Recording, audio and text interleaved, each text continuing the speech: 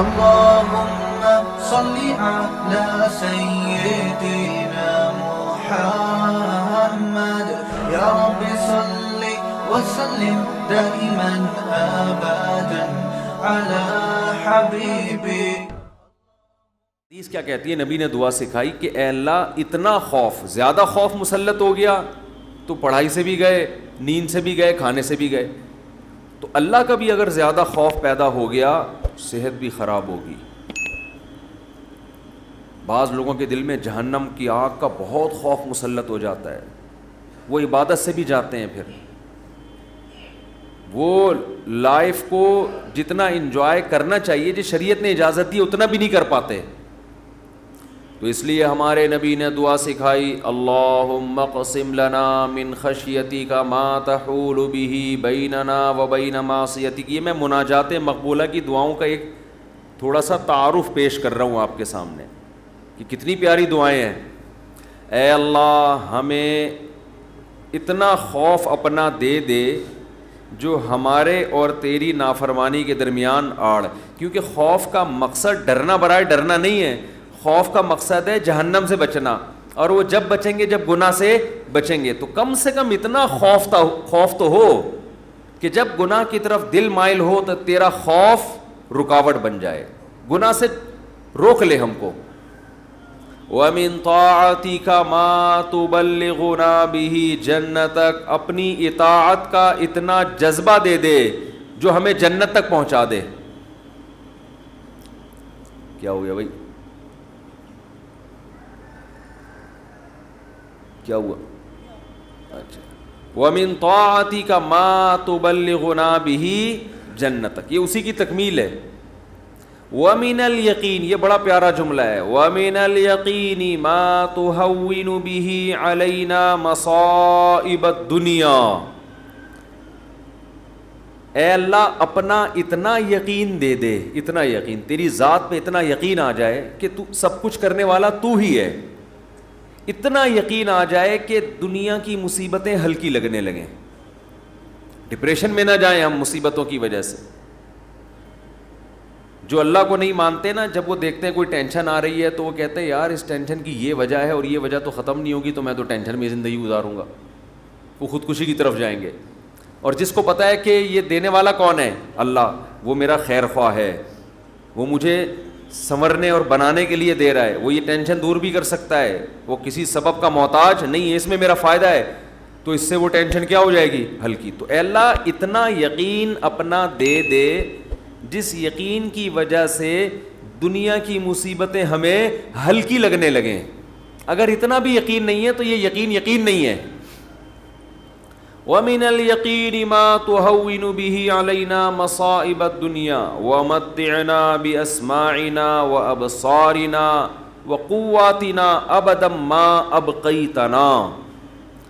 اے اللہ تو نے ہمیں آنکھ کی نعمت دی، سننے کی نعمت دی، بولنے کی نعمت دی، چلنے کی اور بات کرنے کی، یہ تمام نعمتیں جب تک ہماری زندگی ہے یہ نعمتیں ہم باقی رکھنا، معذوری سے ہمیں بچانا. سمجھ رہے ہو کہ نہیں سمجھ رہے؟ آج لوگ دولت مانگ رہے ہوتے ہیں، صحت کو فوکس نہیں کر رہے. آنکھ کی بینائی چلی جائے خدا نہ خواستہ، کیسی اندھیر زندگی ہے. سننے کی طاقت چلی جائے. وَمَتِّعْنَا بِأَسْمَاعِنَا وَأَبْصَارِنَا وَجَمِيعَ قُوَّاتِنَا أَبَدًا مَا أَبْقَيْتَنَا وَاجْعَلْهُ الْوَارِثَ مِنَّا. یہ اس سے بھی زیادہ خاندانی جملہ. کافر بھی چاہتا ہے کہ میری آنکھوں میں دیکھنے کی طاقت، کانوں میں سننے کی طاقت، زبان میں بولنے کی طاقت، میری تمام جو جسم کے پارٹس ہیں وہ صحیح رہیں تاکہ میں دنیا کی نعمتوں سے مزے اڑاؤں. تو اے اللہ ہم صرف اس لیے نہیں کہہ رہے کہ یہ تمام چیزیں باقی رکھ کہ ہم دنیا میں مزے اڑائیں، دنیا میں بھی لذت، اور یہ جو تو نے ہمیں طاقتیں دی ہیں یہ آخرت میں بھی ترقی کا ذریعہ بن جائیں. تو ڈبل مزے ہو گئے کہ نہیں ہو گئے ہیں بھائی؟ کیونکہ جس آدمی میں قوت اور طاقت نہیں ہوتی مختلف چیزوں کی، وہ آخرت کے کام بھی زیادہ نہیں کر سکتا. تو وَاجْعَلْهُ الْوَارِثَ مِنَّا، ان کے اثرات باقی رہے. قیامت کے دن فائدہ ہو ان آنکھوں سے، ہمیں ان کان سے اچھی بات سنی تھی اور ہدایت مل گئی، تو یہ فائدہ ہو گیا نا اس کان کا آخرت میں. آنکھوں سے اچھی چیز دیکھی اور ہدایت مل گئی، اللہ کی نشانیاں دیکھیں اور عبرت حاصل ہوئی ان آنکھوں سے. ماں باپ کی زیارت کی، بیت اللہ حج کی، اللہ کے گھر کی زیارت کی، تو یہ آنکھوں کی لذت بھی ہے، اور اس لذت سے دنیا کا فائدہ بھی اور آخرت کا فائدہ بھی. وَاجْعَلْهُ الْوَارِثَ مِنَّا وَاجْعَلْ ثَأْرَنَا عَلَى مَنْ ظَلَمَنَا وَانْصُرْنَا عَلَى مَنْ وَانْصُرْنَا عَلَى مَنْ وَاجْعَلْ ثَأْرَنَا عَلَى مَنْ ظَلَمَنَا وَانْصُرْنَا عَلَى مَنْ عَادَانَا. جو ہم سے دشمنی کرے اے اللہ تو اس کے خلاف ہماری مدد کر. دنیا میں بہت سارے دشمن ہیں، کچھ کو آپ جانتے ہیں، بہت سو کو نہیں جانتے. وَلَا تَجْعَلْ مُصِيبَتَنَا فِي دِينِنَا. اے اللہ اگر کوئی مصیبت مقدر میں ہے ہی تو وہ دنیا کی طرف پھیر دینا، دین ہمارا اس سے محفوظ رکھنا. دنیا کی مصیبت ختم ہو جاتی ہے، دین پہ کو نقصان اگر ہو گیا اس کے اثرات ہمیشہ ہمیشہ رہیں گے.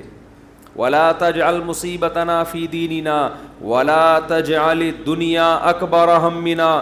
یہ جب مانگا کرے نا خوب شوق سے، اس کا مفہوم سوچ سوچ کے، اے اللہ دنیا ہمارا بڑا غم نہ بنا دینا کہ ہماری بڑی چاہت ہی کیا ہو. آج آپ دیکھیں، آپ کسی سے پوچھیں تجھے دنیا میں سب سے بڑی ٹینشن کیا ہے، وہ کیا بزنس. تیرا سب سے بڑا مسئلہ کیا ہے، صحت. تیرا سب سے بڑا مسئلہ کیا ہے، بیوی ٹھیک ہو جائے. تیرا سب سے بڑا مسئلہ کیا ہے جو تو چاہتا ہے، یار میرا سب سے بڑا مسئلہ ہے میری شادی ہو جائے. تیرا سب سے بڑا مسئلہ کیا ہے، یار ابا ٹھیک ہو جائیں. تیرا سب سے بڑا مسئلہ کیا ہے، یار میرے بال نہیں ہیں سر پہ، میں سارا دن اسی کوشش میں لگا رہتا ہوں سر پہ بال نکل آئیں. بھائی تیرا سب سے بڑا مسئلہ کیا ہے، بھائی مجھے اللہ نہ کرے کینسر ہے، میرا سب سے بڑا مسئلہ اس وقت یہ بن چکا ہے میرا کینسر کسی طرح سے ٹھیک ہو جائے. بھائی تیرا سب سے بڑا مسئلہ کیا ہے. یہ لوگوں کی آپ سروے کریں تو یہی ہوگا نا. سمجھ میں آ رہی ہے بات. اکبر ہمینا کا مطلب سب سے بڑا مسئلہ، سب سے بڑی ٹینشن. بھائی تیرا سب سے بڑا مسئلہ کہ یار میرے بچے میرے قابو میں نہیں ہیں، میری سب سے بڑی خواہش ہے میرے بچے انسان کے بچے بن جائیں. بھائی تیرا سب سے بڑا مسئلہ کیا ہے، بھائی اس کا سب سے بڑا مسئلہ اس کو خدا نخواستہ فالج ہوا ہوا ہے، اس کی ابھی سب سے بڑی کوشش یہی کہ فالج ٹھیک ہو جائے اس کا. نبی دعا سکھا رہے ہیں یہ کبھی بھی ہمیشہ اللہ سے پناہ مانگو، اے اللہ یہ چیزیں میرے مسئلے تو رہیں، سب سے بڑے مسئلے نہ رہیں. سب سے بڑا مسئلہ ایک ہی ہو، آخرت. بھائی یہ مسئلہ ختم ہو گیا، کوئی دوسرا مسئلہ آ جائے گا آپ کے ساتھ. کیا خیال ہے؟ ادھر میری طرف دیکھیں نا، ادھر کیوں دیکھ رہے ہیں؟ ابھی آپ کا سب سے بڑا مسئلہ ہے میرا بیان سنیں آپ بیٹھ کے. اچھا مجھے کچھ اس وجہ سے دیکھ رہے تھے آپ مجھے.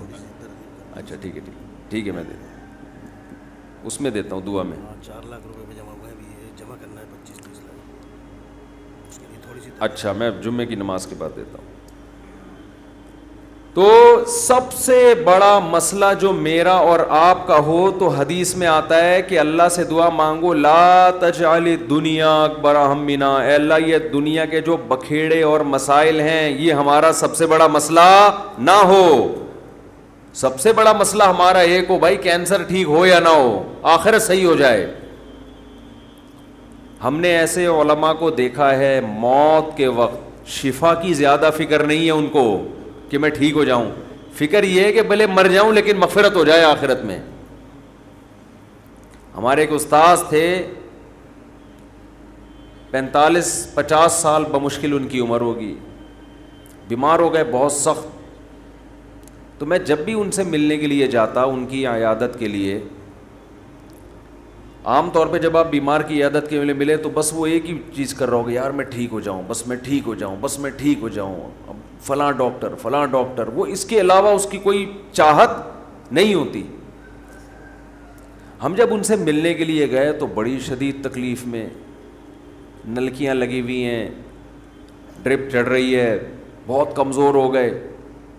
ہم نے کہا کیسی طبیعت ہے؟ کہہ رہے طبیعت ٹھیک نہیں ہے، دعا کرو اللہ مجھے شفا دے دے. پھر تھوڑی دیر میں کہنے لگے بس دعا کرو اللہ مجھ سے آخرت میں حساب نہ لے. ہر تھوڑی دیر کے بعد بھائی اگر میری زندگی ختم ہو رہی ہے تو بس دعا کرو اللہ مجھ سے آخرت میں حساب نہ لے. دنیا دار آدمی کہتا ہے بس ختم ہو رہی ہے تو نہیں, ختم نہیں ہو, بس یہ دعا کرو, یہ میں مرنا نہیں چاہتا بھائی میں کسی بھی قیمت پہ. وہ اللہ سے مانگ بھی رہے کہ شفا, ہم اللہ کے بندے ہیں, ہم نے اللہ کے سامنے یہ تھوڑی کہنا ہے کہ اللہ تیری مرضی ٹھیک کرتا ہے تو کر دے, نہیں تو نہیں, یہ نہیں, ہم نے تو دعا تو یہی مانگنی ہے اللہ ہم کمزور ہیں ٹھیک کر دے. بڑا مسئلہ اس سے بھی بڑا ہے ایک, وہ کیا ہے؟ آخرت. کمپیئر ہے, کمپیریٹیو ڈگری ہے. اگر کوئی مسئلہ آپ کا سب سے بڑا ہے تو آخرت اس سے بھی بڑا مسئلہ ہونا چاہیے. اگر آپ کا مسئلہ آپ کی بیگم ہے تو آخرت اس سے بھی بڑا مسئلہ ہونا چاہیے.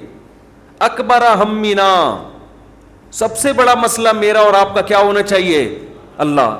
اب یہ ہم کبھی بیان میں سن لیتے ہیں, لیکن جب آپ پراپر یہ دعائیں مانگتے رہیں گے, اے اللہ میرا سب سے بڑا مسئلہ دنیا نہ ہو, تو دل پہ اثر ہوگا کہ نہیں ہوگا, اس کا استحضار ہوگا کہ نہیں ہوگا کہ میں تو اللہ سے بار بار یہی مانگتا ہوں کہ میرا سب سے بڑا مسئلہ دنیا نہ ہو, اور آج میں نے سب سے بڑا مسئلہ اس کو بنایا ہوا ہے. وَلَا تَجْعَلِ الدُّنْيَا أَكْبَرَ هَمِّنَا وَلَا مَبْلَغَ عِلْمِنَا, میری نالج کی انتہا بھی دنیا نہ ہو. آپ کی نالج گھوم پھر کے کس کی طرف آتی ہے؟ دنیا کی طرف. تو اس کا بھی وہی مفہوم ہے جو پہلے والے جملے کا مفہوم ہے. وَلَا مَبْلَغَ عِلْمِنَا وَلَا غَایَةَ رَغْبَتِنَا وَلَا تُسَلِّطْ عَلَيْنَا مَن لَّا يَرْحَمُنَا, اے اللہ کوئی ایسا شخص ہم پہ مسلط نہ کر جو ہم پہ رحم نہ کرے. ہر آدمی کے اوپر کوئی نہ کوئی ہوتا ہے. آپ گھر کے سربراہ ہیں تو عورت کے اوپر آپ مسلط ہیں, وہ یہ دعا مانگ سکتی ہے. آپ دفتر میں جاتے ہیں تو آپ کا باس آپ پہ مسلط, علاقے کا ناظم آپ پہ مسلط, صدر وزیر اعظم آپ پہ مسلط. تو اللہ جو بھی ہمارے بڑے ہیں ان کی طبیعت میں رحم کا جذبہ رکھ. وَلَا تُسَلِّطْ عَلَيْنَا مَن لَّا يَرْحَمُنَا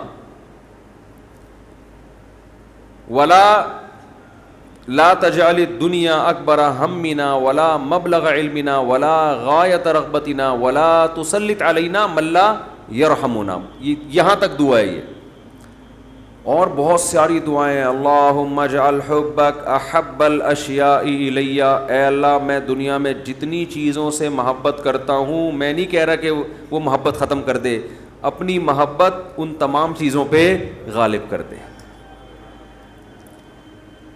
سب سے محبت ہو, لیکن جہاں تیری محبت اور مخلوق کی محبت میں ٹکراؤ ہو وہاں غالب کون ہو؟ تیری محبت. کیا مطلب؟ کبھی کسی کو خوش کرنے کے لیے تجھے ناراض کرنا پڑے تو اس کو ناراض کر دوں, تجھے ناراض نہ کروں. جس سے زیادہ محبت ہوتی ہے اس کے لیے چھوٹے محبوب کو انسان ناراض کر دیتا ہے, چھوٹے کے لیے بڑے محبوب کو انسان ناراض نہیں کرتا. یہ نہیں ہوتا. وَاجْعَلْ خَوْفَكَ أَخْوَفَ الْأَشْيَاءِ إِلَيَّ, اے اللہ دنیا میں بہت ساری چیزیں ایسی ہیں جن سے انسان خوف زدہ ہوتا ہے اور ہونا چاہیے. تو میں یہ نہیں کہتا چیزوں کا خوف ہی ختم کر دے, لیکن اپنے خوف کو ان تمام خوفوں پہ غالب کر دے. اپنے خوف کو ان تمام خوفوں پہ, جہاں تیری نافرمانی ہو وہاں کسی سے نہ ڈروں میں, جو اکھاڑنا ہے اکھاڑ لو بھائی, نماز نہیں چھوڑ سکتا میں. ہوتا ہے نا, باس کہہ رہا ہوتا ہے آپ کو اجازت نہیں ہے نماز پڑھنے کی, بھائی آپ نے جو اکھاڑنا ہے اکھاڑ لو. ہمارے ایک رشتہ دار تھے کیا ہیں, اللہ ان کی عمر میں برکت دے, شپ پہ تھے, کیپٹن.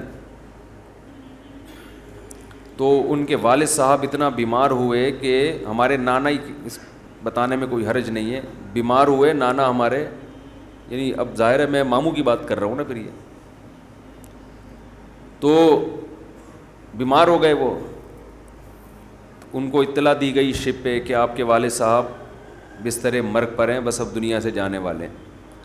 انہوں نے کمپنی کو کہا کہ میرے والد صاحب کی طبیعت بہت خراب ہے, میں اس آخری وقت میں اپنے باپ کے ساتھ ہونا چاہتا ہوں.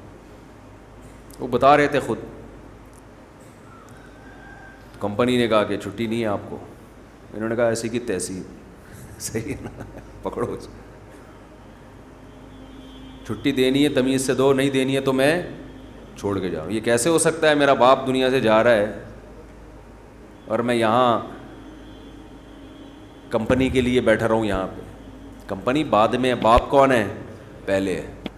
تو خیر وہ دے دی ان کو تمیز سے چھٹی, انہوں نے تھوڑی بدماشی بھی کرنی پڑتی ہے. بھائی چھٹی دو مجھے, نہیں تو رکھو کسی دوسرے بندے کو, یہ میرا ہیڈک نہیں ہے. غیرت ختم نا مارکیٹ میں, غیرت ہی نہیں ہے.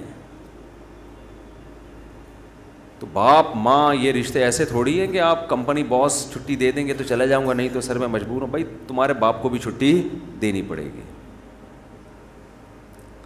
تو ایسے ہی نماز کے لیے بھی ہمارے حضرت ایک واقعہ سنایا کرتے تھے, بس یہ واقعہ کر کے بیان ختم کرتا ہوں, کہ ایک صاحب کو اسلام آباد میں کسی کمپنی میں جاب ملی.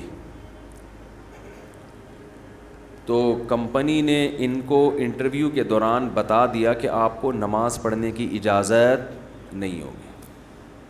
اس نے کہا میں یہ جاب, حالانکہ سارے انٹرویوز پورے ہو گئے تھے, سلیکشن ہو چکا تھا ان کو, لیکن آخری میں ان کو یہ بتا دیا. انہوں نے کہا میں نہیں کرتا یہ جاب, اچھی خاصی تنخواہ تھی. تو اس نے کہا کہ کیا آپ پکے نمازی ہیں؟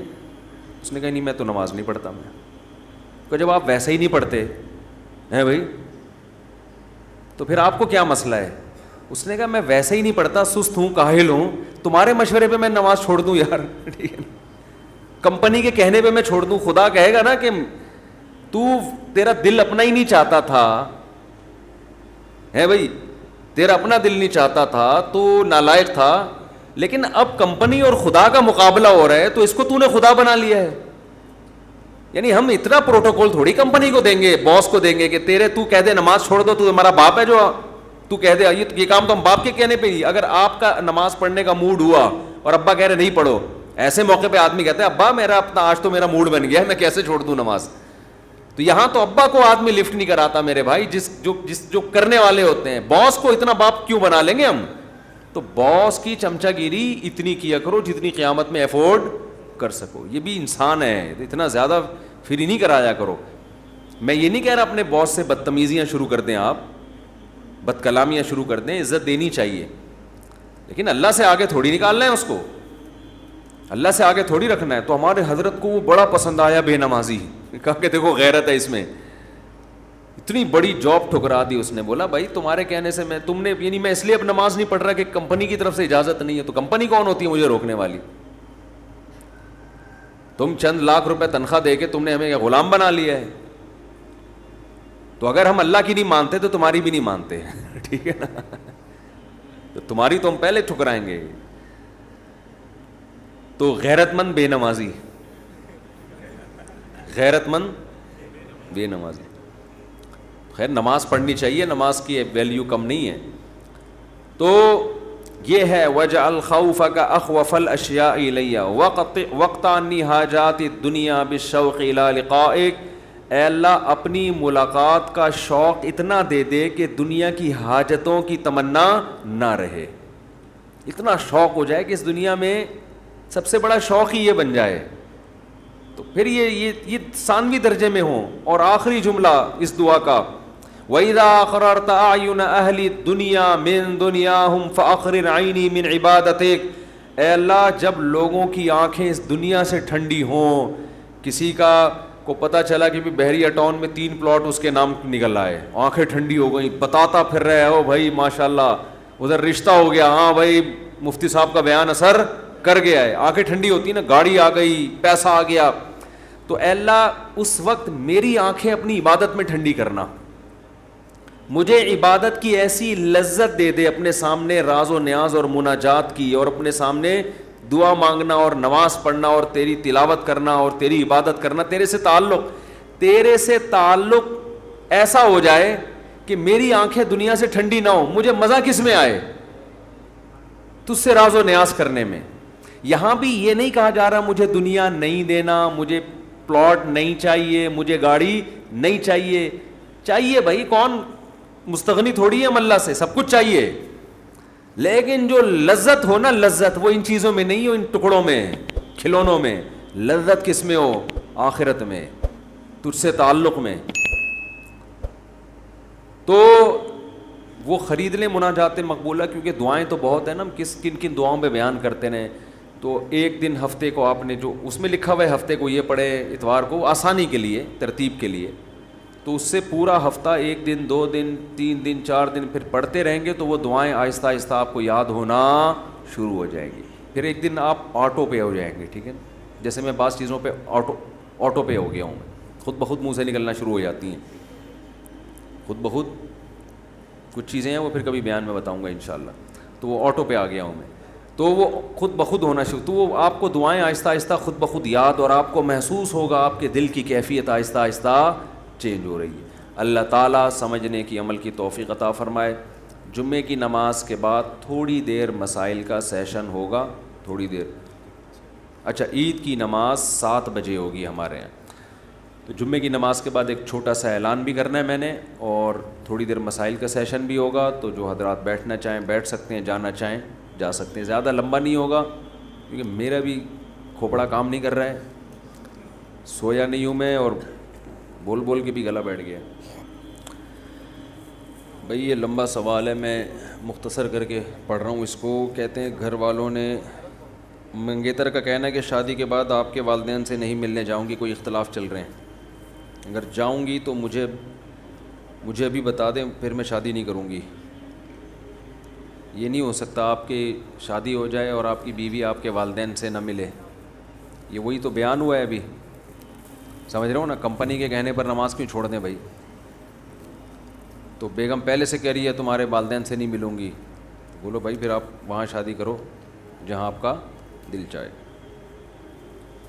شہباز شریف کی مدینہ میں حاضری پر چور چور کے نعرے, پی ٹی آئی, یہ کیا لکھا ہے, وزیروں کی حمایت.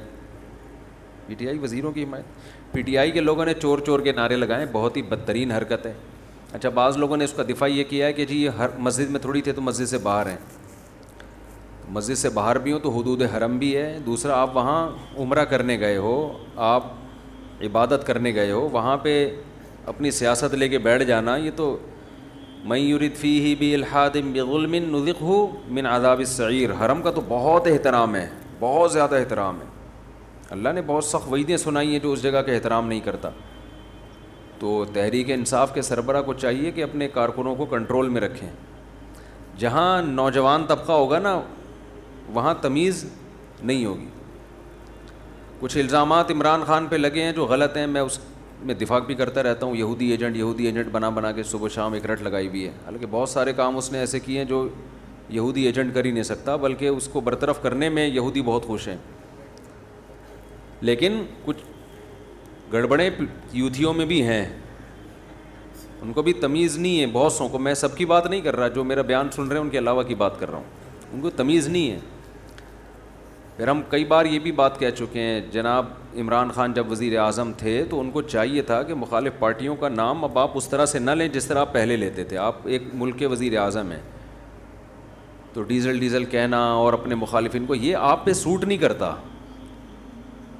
کامیاب سیاستدان یا کامیاب لیڈر وہ ہوتا ہے جس کا ظرف بڑا ہوتا ہے. ہم وہ الزام نہیں لگا رہے جو آپ کے مخالفین لگاتے ہیں, وہ تو زیادتی کرتے ہیں, وہ تو حدود سے, جو اللہ نے ایک مخالفت کی باؤنڈری رکھی ہے اس کو کراس کر دیا انہوں نے.